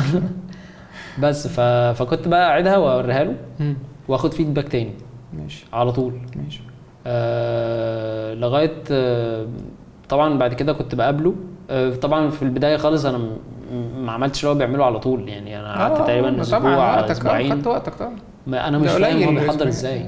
يعني هو فكره ان هو بيحط الوان بعد كده سمادج شويه ويمسح في حتت معينه ويدخل الحاجات دي بالفوتوشوب. مش فاهم هو بيعمل ايه. احتراف بقى، ما طبخ. مش فاهم. انا فاكر في مره كنت قاعد جنبه فبيرسم حاجه كده وراح ضرب ضربه، هو دي جلد، هي بانت جلد ما فيهاش اي مشاكل باللايت كل حاجه. فبقول له مولانا طب يعني ما انا بضرب الضربه دي. يعني لا قلت له انا بضرب الضربه دي تعالى اضرب لي طيب. لقيته بيقول لي مع الوقت هتيجي كحول اللي هو فبس فهي كانت بقى اللي انا على طول كنت بشتغل بجيب ريفرنسز وبتفرج وبشوف اللايت في الريفرنس عامل ازاي وبحاول اطبقه. احيانا كمان اللي هو ايه كان دايما يقول لي المعلومه دي او النصيحه دي، يعني يقول لي لو الريفرنس اللي انت هتجيبه بيخدم المشهد او بيخدم الرسمه ارسمه زي ما هو. ماشي ما تجودش فيه. ماشي. وضيف عليه حاجه زي هو الفوتو باشنج مثلا، حاجه شبه شويه كده بالظبط. وهو كمان حتى ان انت بتضيف، يعني انت بتاخد اللايت وبتضيفه بقى على المشهد اللي انت عامله. ولو في حتت في الباك جراوند باينه منها في المشهد ده حلو هتخدم. ماشي. وبصراحه انا عملت كده في حاجتين بس للاسف انا نزلتهم بس للاسف بيعمل كل شغله كده بس مش اوكي. لو وصلنا للاي اي هنعيط شويه جنب بعضينا كده بس مش فعملت كده. كنت واخد مود من فيلم ماد ماكس. ففي مشهدين تقريبا انا رسمت نفس المشهد بس حطيت عليه الحاجه اللي انا بعملها. ماشي. اعتقد شفته. هو كان سفينه فضائيه كده وبتاع. اعتقد بس هي للاسف كانت فتره كنت عامل كذا الستريشن بس اللاب اتسرق. ماشي. اللاب كله على بعضه كله. ماشي. واحنا في الجيش بقى. عادي ربنا يعوض عليك عادي. بس فهي دي كانت البدايه. وبعد كده اللي هو ايه بدات ان انا اعمل حاجه واكلمه بالفتوح. كان ساعتها هو بينزل الشركه وكده في الزمالك. طب ممكن اجي لك؟ هو مرحب جدا ما شاء الله. فاللي هو تعالى ففضلت اروح واقعد معاه على القهوه وبتاع. اتمنى ان هي ما تكونش كانت فتره رخمه ولا حاجه. انا كنت بروح تقريبا كل يوم. هو بيعمل كده مع ناس كتير مش فالفكره ان انا بقى كنت اشوفه وابدا اتفرج عليه بقى على طول. انا على طول اتفرج عليه بيبدا ازاي بيعمل ايه. ولو في حاجه عندي مفيش بقى سؤال غبي وسؤال لا بسال قول على طول. اللي هو مثلا بقول له حاجه يقول لي مثلا، واحيانا بيرد عليا بحاجات ممكن اكونش مش فاهمها. يعني مثلا بيقول لي مثلا اللون هنا لا هو فيزيائيا كذا. يعني هو مذاكر كمان حتى وصل ما شاء الله ان هو فكره اللون بيأثر قد ايه وما بيأثرش قد ايه. ده فيزياء اللون ده وجع دماغ ده لوحده. يعني جوه قوي جوه فيزياء وبتاع. احنا عدينا الكيمياء بالعافيه. وهو ما شاء الله كمان ابديتد يعني على طول عنده. ما انا شايفه على الفيسبوك مش طايق الاي اي. بصوا اللي هو كده يعني. هو خد باله هو ممكن يوصل لحد فين. واخد باله من الحاجات دي. بس بعد كده اللي هو بدات انزل معاه بالفتوح بقى على طول على القهوه واشوف هو بيشتغل ازاي. لدرجه انا وصلت في يعني الحمد لله طبعا وصلت لحته كده احيانا اللي هو ايه كنت بقعد مع بالفتوح فهو بيلون. انا بقول لنفسي هو مثلا هو هيضرب هنا ضربه اللون كذا. بدات تلقط بقى عايز بلقط نفس اللي هو بيعمله. هل بفكر بنفس الطريقه اللي هو بيعملها ولا انا عندي نظريه هنا ان لو حد يعني انت لو عندك زي منتور بيعلمك او حد بيعلمك ده هيشربك الشغلانه اسرع بكتير جدا وممكن تتلافى اخطاء كتير جدا لما انت بتعلم نفسك. انا حتى سالته في الموضوع ده من ناحيه يعني فكره الريفرنس والالوان وفكره ان انت تذاكر بقى نظريه اللون وبتاع. فهو حتى قالها لي قال لي انت ممكن تبقى مذاكر نظريات اللون كلها بس ما بتطبقش. مش تعرف. هات واحد مش مذاكر النظريه دي بس قاعد بيبراكتس مع ناس. فهو يبعت هنا ويقول له لا فيدباك كذا. يبعت هنا مهمه جدا كذا. دي حاجه انا بالنسبه لي دي مهمه جدا لان انا دي انا مفتقدها جدا عندي. لان انا يعني الناس دي كلها مثلا في اكتوبر وانا في مدينه نصر. عارف يعني على مش متعرف على ناس كتير. وحتى لما كنت ببدا ما كنتش بتفاعل مع حد يعني. فكان غلطاتي ببقى عارف ان هي غلطاتي بس مش عارف اعمل ايه. بتفضل معايا سنين ممكن شهور وسنين وممكن الكلام ده كله. فلو حد بيتعلم لا انت لو لقيت حد يعلمك دي مهمه. بس هو الفكره كمان زي ما بقول لك يعني دي انا مقدر قيمتها جدا. انت بتتكلم كده يا سلام. انا لو كان عندي كده كان هيفرق جدا. عندي وانا صغير كان هيفرق معايا جدا. بس انا زي ما بقول لك هو النقطه ان انت لما تيجي تتعلم من حد لان هو ممكن تلاقي حد يديك المعلومه. يعني في ناس هنقول في ناس ما بتديش بس منتور مش حد يديك المعلومه. منتور ان هو يقعد معاك اللي هو يشربك. انت لا بتعمل كذا وانت يبقى عندك القابليه انك تستقبل النقد وتستقبل تقطع الورق وتعمل غيره والكلام ده كله بالظبط. فلو انت دي فكره المنتور انه مش اللي هو حد ياخدك على رجله كده، تعالى انا هشربك الشغلانه لحد ما تشتغل، يعني حتى لو تشتغل ماشي، فاهم؟ فده لو حد لقاه ده بالنسبه لي انت كده قطعت 3/4 شوط التعليم بتاعك في اي بس هو الفكره كلها ان احيانا ممكن يعني الناس برضو تعذر الناس دي، لان انا احيانا كنت ممكن ابعت المفتوح يقول لي مش هقدر النهارده او مش فاضي. طبعا انت اصلا ان هو يرد عليك هو مش هو ممكن زي ما يكون بيرد عليك بيرد على 1000 غيرك، فانت ممكن تبقى بعيد جدا جدا جدا، فهو بيقول ايه ما مش هيحرجك ويرد عليك يقول لك لا الدنيا صفر اصلا. فهي برضو محتاجه شويه تدوير، محتاجه شويه علاقات، محتاجه شويه تسال هنا وتسال هنا وتسال هنا. زيها شويه موجوده في قهوه الفقراء دي، كنت فتره بلاحظها ان الناس ايه بنخش نتكلم طب انا عايز فيدباك، ان كل انك تطلب فيدباك ده لوحده بيديك دليل انك ايه مخك متفتح شويه من ناحيه النقد، انك تقدر تستقبل حاجه زي كده. انا كان عندي مشاكل، يعني ما زالت عندي مشاكل مع الجروبات، بس علشان يعني اكتئاب ماشي لا ماشي بص انا برضو يعني انا ما بقدرش اقعد في قهوه ناس كتير بتتكلم في وقت واحد. انا ده بالنسبه لي ستريس، ما بقدرش يعني بس مره كل كام اسبوع كده اخش اسلم على الناس وعاملين ببص اتفرج ولو عايز رايي في حد في حاجه اساله واقوم طالع. فده زي ما تقول ايه سيفتي نتورك كده، اللي هو لو انت فعلا محتاج حاجه اعتقد انت اسهل. يعني زمان كان في الفيسبوك اعتقد جروبات زي ديسكورد زي الديسكورد والكلام ده فيها تواصل اكتر وسامعين بعض ويمكن بنشوف بعض زي ما انس بيعمل وبتاع، ده هيسهل لك التعليم بالظبط. فلو انت شاب السكه دي اسهل وافضل من انك تقعد تهري مع نفسك. بس هو في نقطه كمان علشان برضو حته المنتور، هو ممكن شخص يكون بيديك المعلومه بس انت ممكن مش تعمل حاجه غلط، بس هو ايه لو انت ستيل واقف في نفس النقطه ما اتطورتش منك وهيقول لك مع السلامه. لان احيانا انا مش شخص يعني ما علمتش حد قبل كده وبتاع، بس احيانا كانت مثلا الناس ايام المعهد كانت بتيجي تسالني في حاجات معينه فبقول له وارسم معاه مثلا، يجي لي الاسبوع اللي بعديه برضه في الاتيليه في نفس الخطا نفس الحاجه. قعدت كده صبر برضه، هي عايزه صبر. فهي عايزه صبر، بس يعني انا ممكن اعمل حاجه بس بقى الاقي الناس مثلا مفيش، انت فخلاص انت كده تاخد وقتي.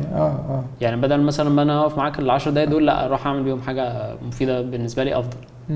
فهي دي نقطه، لان يعني انا احيانا كان ممكن ابعت، يعني في ناس في مره اللي هو بعت لحد فيقول لي انت نفس الخطا، انت بتكرر نفس الخطا كل مره.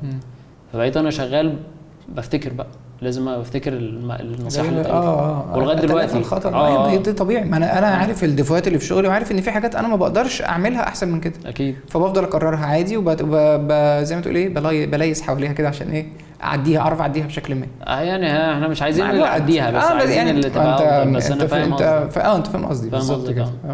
بس في الفتره دي حتى مع الفتوح وكده كان في اماكن تانية برضو اتعلمت منها. يعني فاكر اخدت ورشه مع نادي وكانت ورشه مفيده جدا، كانت بري برودكشن. ففهمت شويه حاجات ليها علاقه ورشه البري برودكشن، وحتى كان هو عمل زي معرض صغير وكان لذيذ قوي يعني. وحتى فاكر كان الوقت ده كنا بنقعد مع نادي وكان في حاجات مثلا بعد الورشه بنقعد مع بعض وبيقولها لنا وكده.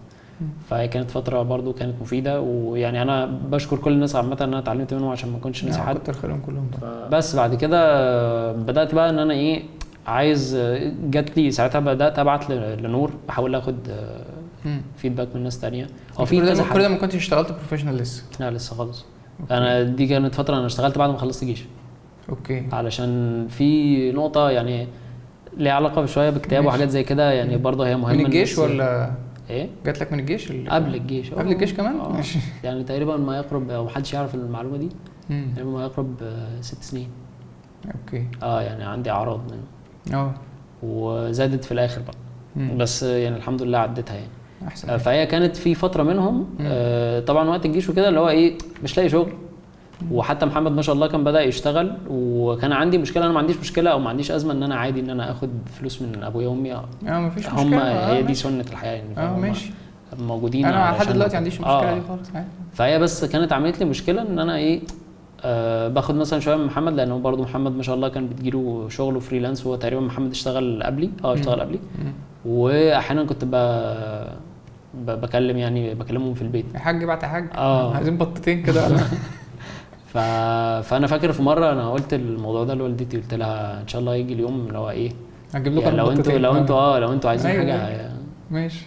فالحمد لله يعني الحمد لله كلها هتحصل طبعا الحمد لله. بس بعد كده بعد الجيش، انا في فتره الجيش بقى كنت على طول مع ابو الفتوح.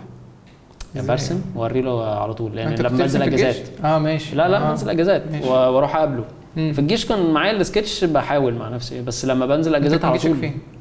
لفيت يعني اسيوط، سفاجه، اسوان. ماشي حلو. كنت انزل اوري له الحاجات، مثلا كنت باخد 10 ايام اجازه، فاللي هو ايه في خلال 10 ايام تقريبا كل يوم اعمل حاجه. لا 10 ايام كانوا كتير يعني. فكنت اوري له حاجه وانزل اقابله وهكذا. فبعد كده بدات ابعت حتى لنور. نور بصراحه يعني هو حتى قال لي، انا لغايه دلوقتي فاكر الكلمه، ان هو كنت بعت له حاجه، وبعد كده بعد ابو الفتوح لما شاف الشغل قال لي ايه ده ما شاء الله وبتاع، والمستوى ومش المستوى بتاع. وساعتها هي اساسا اروما كانت كلمتني قبل الجيش. اوكي. قبل الاسبوع اللي انا رايح اقدم فيه. ماشي. فاللي هو الكلام كان اللي هو ايه منين بقى؟ يعني انت عرفوك منين؟ عن طريق مثلا ابو الفتوح كونكشنز، ولا انت كنت قدمت؟ لا انا كنت بنزل شغل. اوكي. عادي. وانا برضو مش عايز، بس أنا عشان الذاكره بتخوني، انا مش فاكر نور برضو. انا كنت اعرف نور يعني قبل حتى في الجيش. فانا مش فاكر كانت الفتره دي كان نور تقريبا الفتره دي كنت اعرف نور وبعت له هو اللي شاف فيها يعني. أوكي. قبل الجيش كمان. بس انا علشان الذاكره بتخوني يعني. فساعتها هم كانوا كلموني، وكان سهيل شغال، وانا فاكر ان حتى ابو الفتوح كلمني ان انا اشتغل معاه في سهيل. والاثنين ما جوش طبعا، دخلت الجيش يعني. بعد الجيش بقى كان انا كنت كمان اعرف حد هناك اسمه مصطفى بدوي، برضو من الناس الشاطره جدا. طبعا. ديجيتال ارتست برضه صح؟ كونسبت ارتست تقيل. عارف. برضه هو كان كلمني وكده، وقال لي احنا شغالين على حاجه وعايزينك معانا وبتاع. طبعا راحت وكده. بس بعد ما خلصت بقى الجيش عملت انترفيو معاهم، يعتبر في اخر اجازه في الجيش، اخر اجازه خلاص انا رايح اسلم. اول شغل بدات كان اروما. اول اشتغلت ايه بقى جوه كونسبت ارت برضه؟ كونسبت ارت في الجزء بتاع الكونسبت ارت. بس للاسف كانت جت كورونا، فما بداتش معاهم يعني. كان للاسف التيم التيم اللي هناك قوي يعني. بس هو كان التيم بقى اللي كان فيه بدوي ميهوب وزين وعمر سامي، والناس اللي هي تقيله جدا في المجال كانوا مشيوا. وحتى كان في مصطفى مطلب، انا بحب شغله جدا برضو، كان مشي. فبدات متاخر، وبدانا على حاجات كويسه، اتعلمت منهم كتير جدا. كان التيم كويس جدا وتعلمت منه حاجات.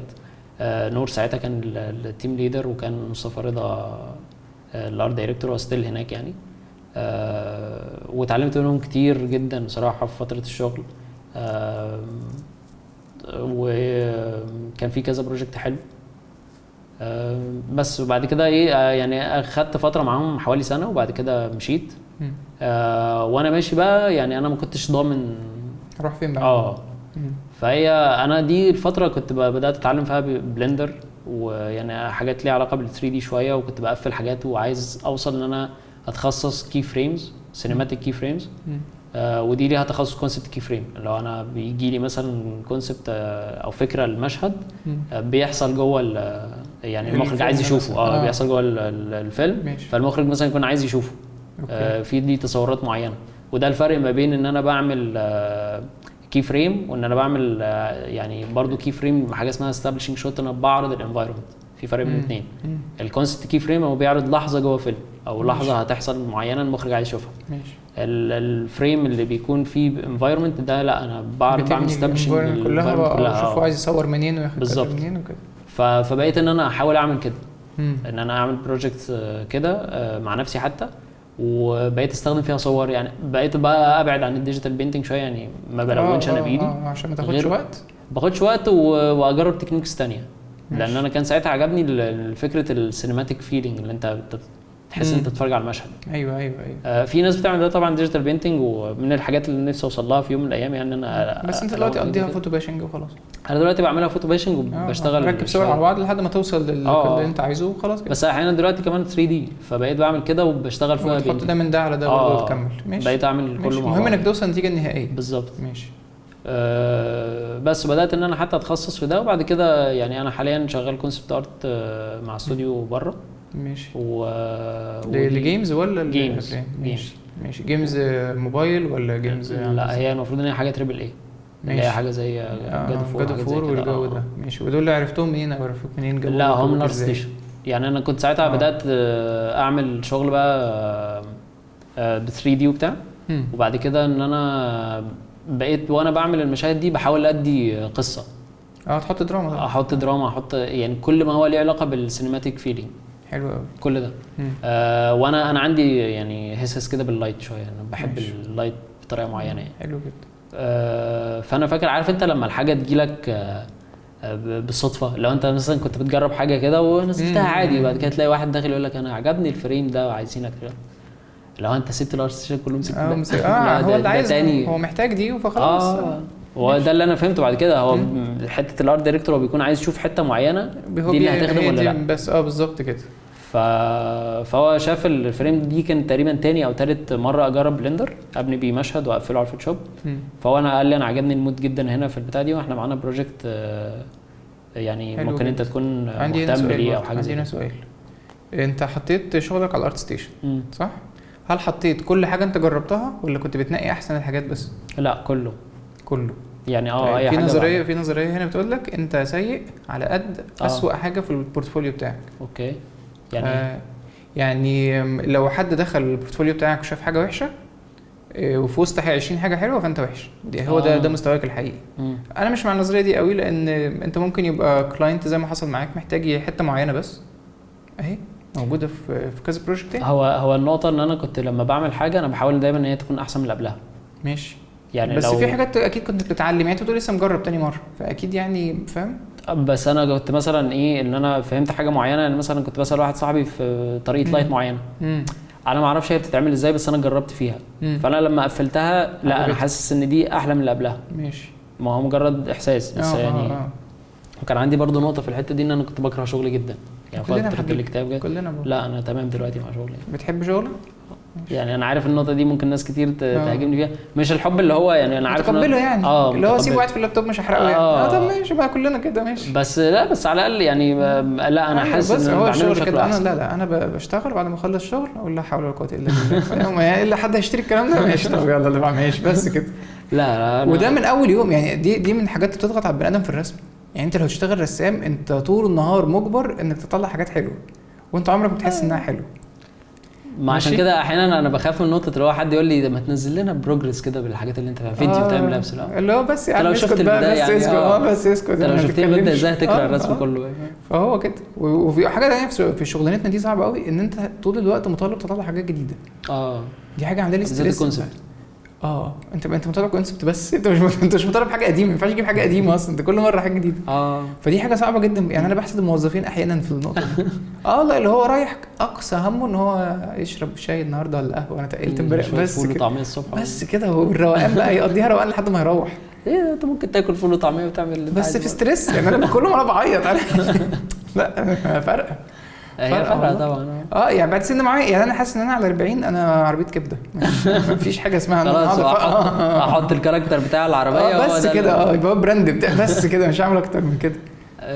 والله بص هو الفكره كلها ان حاجه زي كده اللي هو طول ما انا حابب اللي انا بعمله خلاص. ما انا بحبه حبيبي لا بس هو بيستريس على يعني هو ما بيحبنيش يعني. انا بحبه بس هو بيستريس يعني ستريس يا جدعان. والله ممكن علشان انت يعني انت قلت لي مثلا بتحب الجيمز اللي هي البيكسل والحاجات الموبايل جيم والحاجات زي كده، ممكن عشان انت ما جربتش فيها. ما انا ناوي خلاص. ما هو تمام. ما عشان كده بقى ممكن انت وانت شغال الشاشه عماله ترخص فانا قاعد راقد لها راقد كده راقد اول ما هديها على طول هديها وتلاقيني بلندر بس مش هطلع براه. انا جربت نفسي فيه شويه حبيته جدا. هو حلو خلاص انا مش راجع يعني. مش عايز ارسم تاني اصلا، عايز اقعد اعمل بس جيمز و 3 دي اللي هي الحاجات البسيطه عارف فول جايز واللعب الصغيره الحاجات اللي هي ملونه وبتاع. انا عايز اقعد جوه المنطقه دي وما اطلعش براها. وعشان كده بقول لك ان حاجه زي كده ما اعتقدش ان هي تديك يعني ممكن تديك ستريس بس انت اوريدي عادي متاقلم عليه. ما انا هتاقلم بس انا ما بحبش الاستريس يعني. انت بتحبش الضغط عامه في الحاجات دي؟ لا يخرب بيتك. لا انا في ناس بتكرهني انت لا انا في ناس بتقول لي ريح لا ما انا كنت كده. انت عارف انا في سوبر بومبا اوكي كنت برسم وبالف. اوكي ماشي. انا برسم في 3 ايام 4 كادرات 4 صفح 3 ايام 4 ايام 5 ايام يا سيدي لو انا بتدلع. اوكي. وبعد افكر في القصه الشهر كله. ده ستريس. ده ستريس طبعا.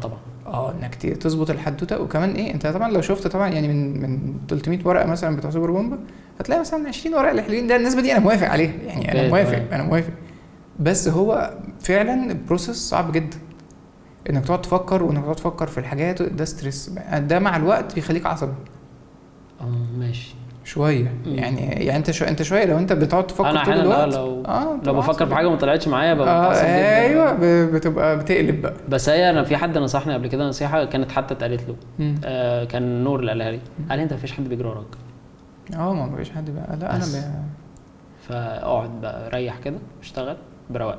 انا بدات دي شويه شبه الارت بلوك، وانا عندي فكره ان ازاي تشيل الارت بلوك. اسلام امبارح قال شويه حاجات في شيل الارت بلوك رائعه.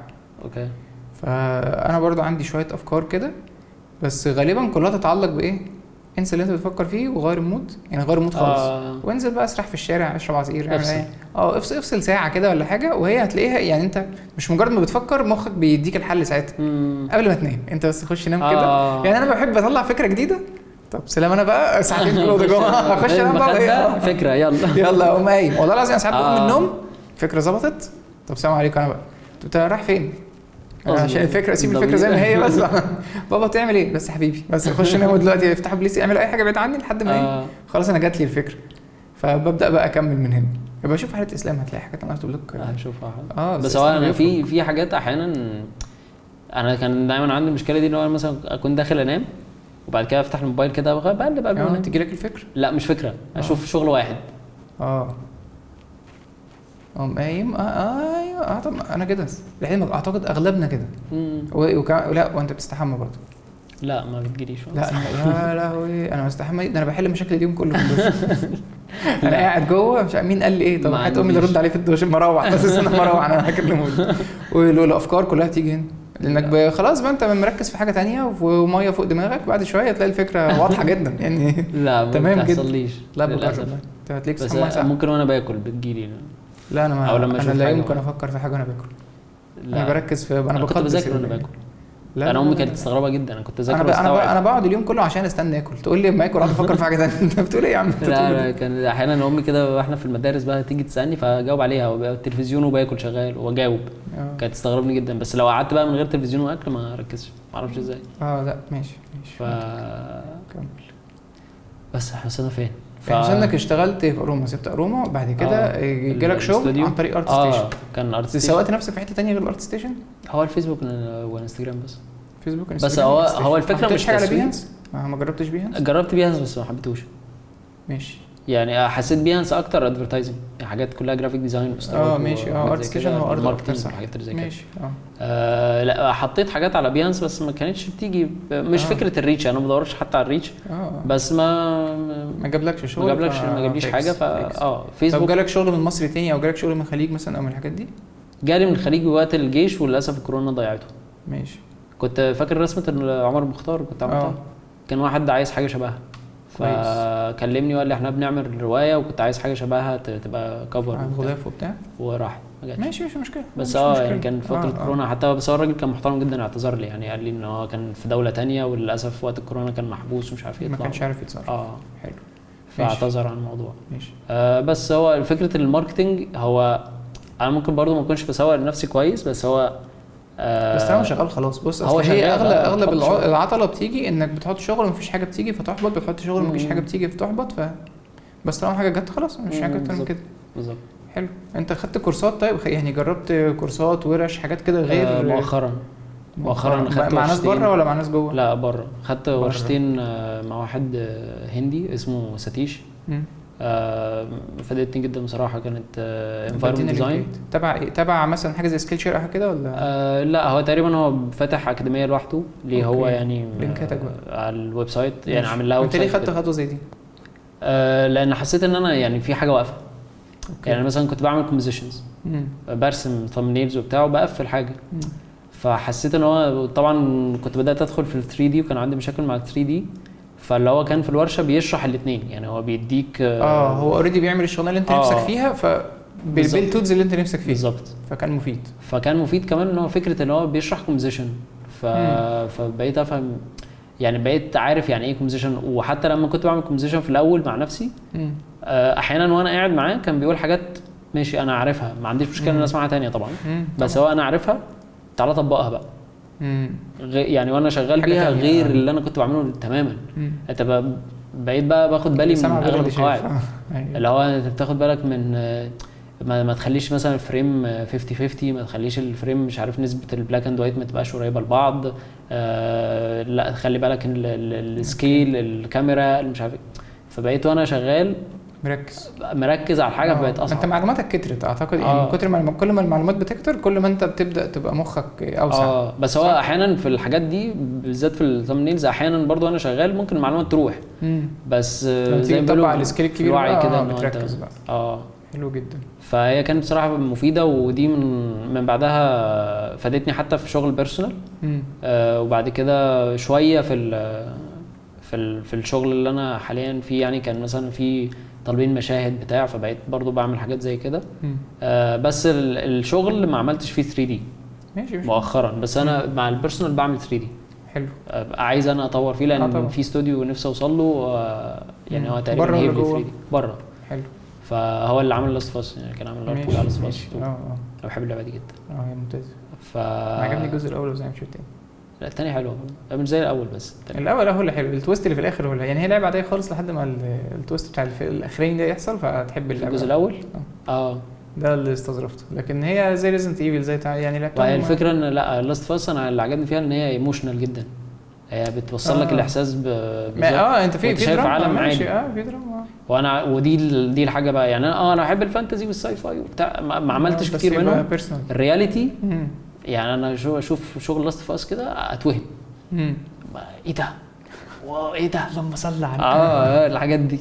انما مثلا ممكن حاجه بنفس الستايل ريل وكل حاجه ساي فاي او فانتزي او كده ما تشدكش، ما تريليت، ما فيش يعني انا احبها جدا برضو حلوه وكل حاجه، بس ما توقعكش. دي توقعك.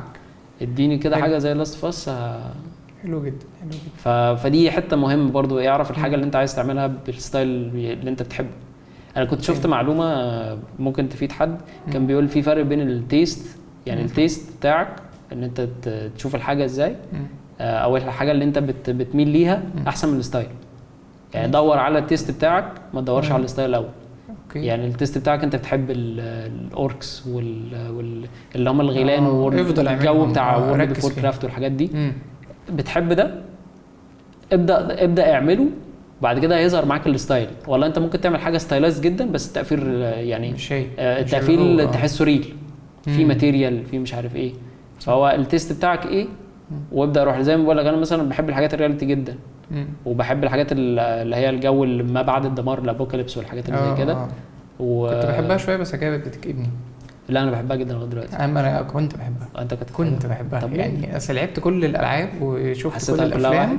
لا خلاص بقت بتعمل عليك ستريس يعني، بقيت خلاص يا جدعان ما خلاص قلنا عرفنا ان احنا هنولع. لا انا الكورونا بالنسبه لي احسن، اقعدوا في البيت. انا كنت بحب فتره الكورونا بس هو الاستريس اللي جاي من كتر ما بتشوف يعني هو الدراما تبقى كده، بيبقى فتره كده بيطلعوا في فكره فكلهم بيقعدوا يعملوها، فمن كتر ما عملوها الواحد بقى يحس ان مفيش امل خلاص. يا جدعان ده كل الالعاب بتقول ان احنا هنفرقع كمان شهرين يعني انتوا بتقولوا ايه بس؟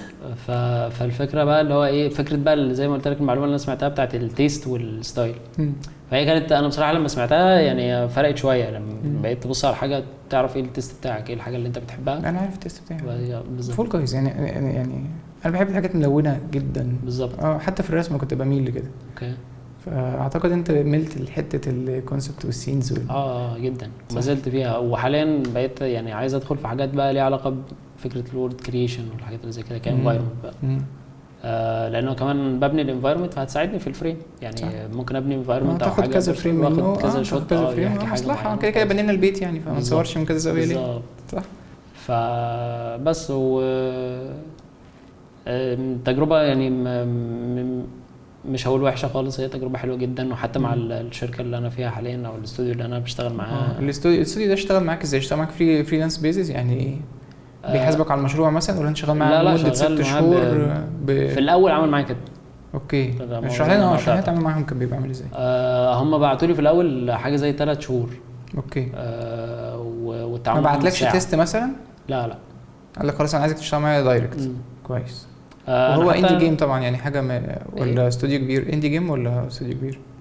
اللي هو الاستوديوهات مستقله صغيره بتعمل العاب. حاجه كده، وكان حاجه ستارت اب بس هي شغاله مع استوديو اوريدي في الفيلد يعني. اوكي ماشي، مسنودين يعني. مش كلهم بيهجصوا يعني. تمام. فهم كانوا بعتوا لي، انا حتى لما اتكلمت مع الارت دايركتور سالني برضو من الاسئله المهمه اللي سالها لي، اللي هو الحاجات اللي انت بتحب تعملها ايه. يعني فاهم، مش جايبك عشان تعمل اي حاجه. يعني ايه الحاجه اللي انت بتحب تعملها عشان تعرف تعملها. فانا في الاول قلت له حاجات ليها علاقه بالكي فريمز والحاجات اللي زي كده، بس انا بحب اعمل كاركترات وبتاع. فجربت معاهم كذا حاجه. يعني في الاول كنت بجرب ان انا اعمل ديزاين حاجات واعمل منها فريمز. يعني هو على طول مثلا بعد ما اوصل لحاجه معينه تعجبه يقول لي بقى خد لي كومبوزيشنز، يعني ثامبنيلز كده، سكتشات تحطها لي في فريم، ويختار واحد واقفلها له. اوكي. يعني هو عارف ان انا بحب ده. ففي الاول هم بداوا معايا ب3 شهور العقد يعني وكده، وقالوا لي ساعتها ان هم ايه، طبعا هي بتبقى واقف عليا وعليهم، اللي هو لو انا حبيت الدنيا تمام هكمل، وهم برضه لو حسوا الدنيا هيكملوك. فالحمد لله الشغل كان عاجبهم جدا. بيحاسبوك بالساعه طبعا. بالساعه. تمام. دي كانت اول مره بقى تفهم يعني ايه بشتغل بالساعه. اوكي ماشي. كانت موتره ليا في الاول، اللي هو يعني ايه اشتغل بالساعه، يعني ايه بالساعه يعني. فبقيت انا طول ما انا شغال بحسب مش بحسب الساعات بس، بشوف مثلا والله ببص كده بدات من الساعه كذا، قمت من الجهاز الساعه كذا، خلاص بس خلاص. ما بيحطلكش مونيتور بقى زي في ناس بتعمل كده، وفي ناس بتدي لنفسها الحته دي بحيث ان هو لو فصلت نص ساعه وحاجات زي كده اللي هو بتريح بتعمل. بس لا، انا احيانا ممكن اقعد شغال بالليل عادي. يعني حتى لو فصلت في اليوم كده في النص، بس ببقى شغال مثلا طول اليوم. فبدات معاهم في الموضوع ده. بعد ال3 شهور الدنيا الحمد لله مشيت زي ما هي. الدنيا كويسه، وبالعكس يعني حتى كذا حد يعني شكر في الشغل، ودي حاجه كانت بتبسطني جدا. واتمنى اللعبه يعني معرفش هتنزل، بس هي يعني هي قربت تخلص اصلا ولا لسه؟ مش عارف، بس غالبا لسه احنا انا بقالي سنه معاهم، او سنه وشويه. هي لعبه بتاخد سنه 2 3. فهي غالبا حاجات زي بتاعت جاد تريبل اي والحاجات الكبيره 3 سنين ممكن تاخدها من 3 ل 4. فالله اعلم يعني، ربنا يسهل وتنزل. وساعتها ان شاء الله ننزل الشغل كمان. فبس هم عجبهم الدنيا وكملنا. غير لك العقد بقى، قال لك انت شغال معانا فول تايم خلاص كل يوم؟ لا، انا حطيت شرط شويه ان انا اشتغل بارت تايم، يعني فريلانس بارت تايم. فبقيت اشتغل 4 ايام. كويس. فباخد 3 ايام اجازه ليا انا بقى. حلو. بعمل تفرق فيهم بقى بيرسونال ورك، تنزل تخرج بتاع ده. حلو جدا حلو جدا. واحيانا لو لضمت يعني في فريلانس هي تمام ماشي. بس مؤخرا بصراحه يعني ما بقيتش اخد فريلانسات كتير. ما انت لا طالما مركز في حاجه يعني طالما حاجه السكيل بتاعها كويس ملوش لازمه انك تشغل نفسك بالظبط. بس فانا حاليا شغال معاهم لغايه دلوقتي بنفس الطريقه، بارت تايم ال4 ايام، وباخد 3 ايام بتوع اجازه. حلو جدا. وبس هي بصراحه يعني اللعبه قويه، فيها حاجات انا جربتها يعني اول مره اعملها. وكانت بصراحه تحدي ليا يعني في حاجات كتير. حلو. وفيهم حد بيعمل سبورت ليك لما تبقى انت مخيش مثلا في حاجه معلومات بتاع، فيهم حد بيعلمك يعني؟ هو الكونكشن معاهم مش قوي. يعني أوكي. هو مؤخرا بقى التواصل كويس، ان هو بقى في ميتنجز وحاجات زي كده، بس في الاول كان في فيدباك. الارت دايركتور احيانا كان بيديها لي. تفرق جدا. لو مثلا بعمل مشهد يقول لي طب حط لي هنا مثلا مش عارف حاجه فيها نور، مش عارف حاجه بتعمل كذا حاجه كده، حط لي تفاصيل هنا تفرق، مش عارف الحته اللي زي كده لا بدل ما هي متعلقه. هو بياخد باله من الفريم اكتر. عارف الدنيا تظبط ازاي. فيقول لي مثلا نوقع دي تحت في الارض تديك ستوري تيلينج وهكذا. الستوري تيلينج هي حاجه بسيطه جدا. اللي هو انا فاكر في مره موضوع الستوري تيلينج، عشان برضو لو حد سال، كنت شفت فيديو برضو حاجه لاست فاس، فكان هو عايز يعمل الايه مثال، يعني ان هو في طريق هنا بيمشي عليه عربيات وبتاع، فهو كان حاطط رمله وصخور وكده، وراح حاطط صوره طريق وراح قاطعها بس، فقال لك دي ستوري تيلينج. اللي هو كان في حاجه اوريدي هنا واتشالت او عدى عليها، فانت خلاص مخك فهم. فاهم ده كان طريق الناس بتمشي عليه. فهي دي النقطه. لما بدا يديني تريكات في حاجات زي كده، اللي هو مثلا لا كسر لي الحتت دي شارب قوي، لا الحتت دي تخليها سوفت شويه، لا الحتت دي كده. فبقيت اخد بالي اللي هو يعني عشان مثلا عدى عليها فتره، عدى عليها بتاع، فبتخدم الستوري اكتر. صح. فلا كان في كام نقطه منهم، وما زالت يعني بتيجي منهم حاجات بتبقى مهمه، والتشالنج معاهم حلوه، التحدي معاهم حلو جدا. حلو جدا. انت جربت الفريلانس وجربت الفول تايم صح؟ ميال لمين اكتر وليه؟ بص، هو لو فول تايم في حاجه انا بحبها يعني يعتبر انا دلوقتي شغال معاهم يعني بارت تايم شويه قريبه.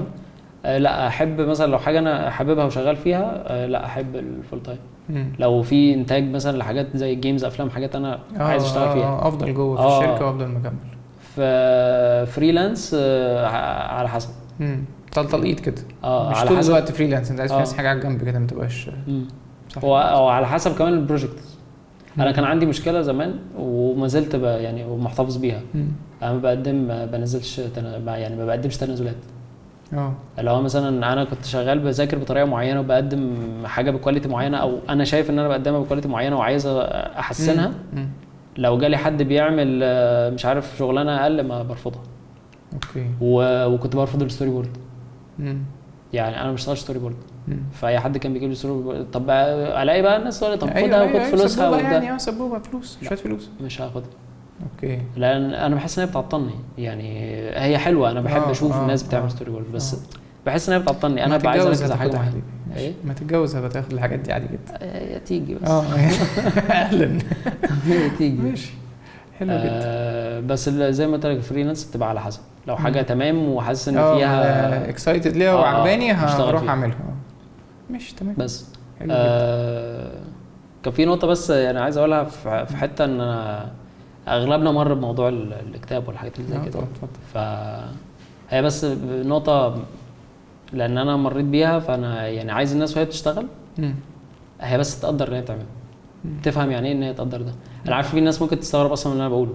يعني انا لا كنت بنزل تجمعات ولا كنت بقابل ناس، وكان عندي حاجات معينه كنت اكتشفت يعني بعد ما فضلت اتفرج على حاجات كده. يعني في واحد بتفرج عليه على اليوتيوب فبدا يقول حاجات لما سمعتها منه اللي هو دي مشاكل. دي مشاكل فعلا ومؤثره. وكانت حتى بعد ما بدات ان انا اخرج منها بدات احس ان هي عامله فرق في شغلي. يعني مش فرق بمعنى الكواليتي، بس فرق ان انت اهدى شويه على شغلك. ايوه. يعني انا مضغوط زي انا كنت بكره شغلي جدا. انا كنت قلت النقطه دي حاليا. لا انا مش فكره حب بس مقدره. يعني مقدر اللي انا بعمله. تقبلته. ايه تقبلته. هو التقبل حاجه والتقدير حاجه. ماشي. يعني هو انا قدرته بمعنى ان هو انا ذاكرت فيه واجتهدت فيه، حتى لو مش المذاكره اللي هي صح وغلط وكده. بس انا ذاكرت وتعبت فيه ووصلت لحاجه معينه. فاللي هو زي ما بيقولوا اللي هو استمتع بالرحله. يعني استمتع بيها عيش كده. عيشها لان هي سيب نفسك والميه هتشيلك. يعني حاجه كده شبه كده. ودايما الفكره كلها ان انت دايما فوق وتحت. يعني الدنيا النفسيه فوق وتحت. صح. فانت يعني اهم حاجه بدل ما تكون فوق قوي ولا تكون تحت قوي. كان في حته قالها الراجل ده ان هي حاجه اسمها الطمانينه. اهم حاجه ان انت مطمن. صح. فدي نعمه ربنا عليها. يعني ففي حاجات كتير. يعني انا مش هدخل في الموضوع بشكل كبير علشان نعرف ان هو بس هو اغلب الناس اللي بيبقوا في المجال ده حتى بيتعرضوا لضغوط نفسيه جامده جدا. ممكن يبقوا متضايقين او عندهم اكتئاب حتى هم مش واخدين بالهم. فده طبيعي. بس الفكره علشان في ناس دايما بلاقيها اللي هو ايه فلوس وعايزين نشتغل. حلو، انا ما عنديش مشكله ان انت تشتغل وتجيب فلوس. بس هو دايما انا في حتى كنت دايما بقولها وحتى سمعتها من الراجل ده اللي بيقول لك ان في احيانا الناس بتقول حاجات هي مش بتستوعب بتقول ايه. فخلي بالك دايما. انا 3/4 اليوم يا بابا انا بهلفط طول النهار بقول اي حاجه. لا هو الفكره ان انت ممكن تكون بتقدم حاجه او بتقول نصيحه بس انت مش مستوعب النصيحه دي. فانا كنت دايما اللي هو اتكلم مع الناس اقول لهم لا الرزق بتاع ربنا ومش عارف ايه بتاع. انا في فتره الجيش وقبل الجيش لما ما كانش في شغل جت عليا فتره اتضايقت. طبعا هو منين متضايق يا حبيبي. ما هي الفكره كلها اللي هو انت منين متضايق ومنين بتقول للناس لما حد يجي يكلمك. لان انت بتقول لنفسك كده. انا ما كنتش بقول لنفسي بقى. لا لازم تقول لنفسك. لازم تقول لنفسك انت كده انت سايب نفسك لنفسك تاكلك. بالظبط. فما تسيبهاش. لا انت كده هترزق. يعني انت هتعيش طول عمرك مش هترزق. بالظبط. انت مقموص ليه دلوقتي؟ انت كمان شهر كده هيجي لك فلوس. بالظبط. وانت ما تعرفش. انت ممكن حتى تجي لك حاجه انت ما كنتش متخيل. انت ما انتش عارف. انت 40 ولا 50 انت ممكن تبقى مليونير يا اخي. بالظبط. فعيش على الامل. يعني ما تخيش نفسك في الحيطه كده بدري. فخليك دايما يعني الموضوع كله خلي الناس اللي هو يعني الرزق بتاع ربنا لطيفه. وفي السن ده برضو لازم تبقى واخد بالك انك هتشوف مر لسه كتير. فلازم يبقى عندك قوه انك انت لسه هتشوف لسه هتتجوز وهيجي عيال يعني فاهم. الدنيا مش بالسهوله دي قوي. فلما انت تبقى متقبل ان كل الحاجات دي هتحصل هتلاقيها انت طالما متقبلها. فلما هتحصل هتبقى متقبل فمش هترفص. فاهم قصدي. فاهم. لكن لو انت بترفص انت سايب نفسك ترفص من دلوقتي لما مش هتعرف تتجوز. مش هتعرف تعيش. مش هتعرف تشتغل. مش هتعرف تروح تايتل الاعلى. لان كل دي ضغوطات اكتر. فانت لازم تبقى مستمتع بيها اصلا وانت داخل لها. عشان كده هو الراجل قالها بصيغه تانية. كان قال حاجه اسمها لا عليك انا برنس برضه. لا دايس من زمان. كان بيقول بقى ان انت دايما خلي سقف التوقعات بتاعتك تحت. ما عنديش سقف خالص. يعني طب كويس. صحينا الصبح الحمد لله نعمه ومصحف نعمه. انا لا ده السقف. ناس صحيت الصبح الحمد لله. يعني رضا بناكل الحمد لله يعني ده حلو قوي ان الحاجات دي بتحصل يعني بالظبط.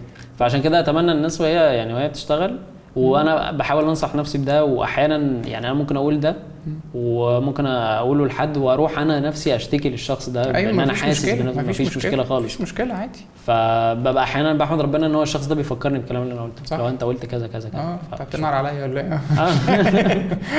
بس فاتمنى ان هي تكون يعني حاجه كويسه، لان حتى الراجل قالها الدكتور ده كان بيقولها، اللي هو بيقول لك السعاده يعني قرار، فانت صح. انت اللي بتقرر ان انت تكون يا كده يا كده. فاتمنى الناس كلها تبقى مبسوطه يعني زي ما تعدي بقى بالحاجات دي. انبسطت؟ خلصت؟ لو انت عندك اي حاجه تاني. لا خلاص، انت خلاص قلنا كل حاجه. اتمنى. انا انبسطت جدا والله، وانا كمان ميرسي جدا على تجربه لطيفه ظريفه. اتمنى الكاميرا تكون قبلاني بس. انا قبلنا انا الاول بس. صلي على النبي. بس هي تجربه كويسه، ودي من الحاجات لما انا بقى كنت في الفتره اللي فاتت دي كانت هي عامله لي مشكله ان انا اجي اصلا ممكن اقعد القعده دي. انت عارف ان انا ما بحبش صوتي اصلا، عشان كده عملت بودكاست عشان اعمل نفس الفكره. فانت دلوقتي طالع بصوت الصوره. يلا بقى يحصل لي يحصل لي. عايش ماشي. بس تجربه لذيذه، واتمنى ان هي تكون خطوه كويسه ليك يعني. نروح ناكل تاكل ايه؟ انا ماشي على دايت. ماشي ماكدونالدز يعني. خلاص. شويه كريب كده. كريب. طيب بلاش بيتزا. بيتزا ماشي خلاص. يلا بينا. سلام يا جماعه، تاكلوا معايا. طيب اتفضلوا. يلا سلام.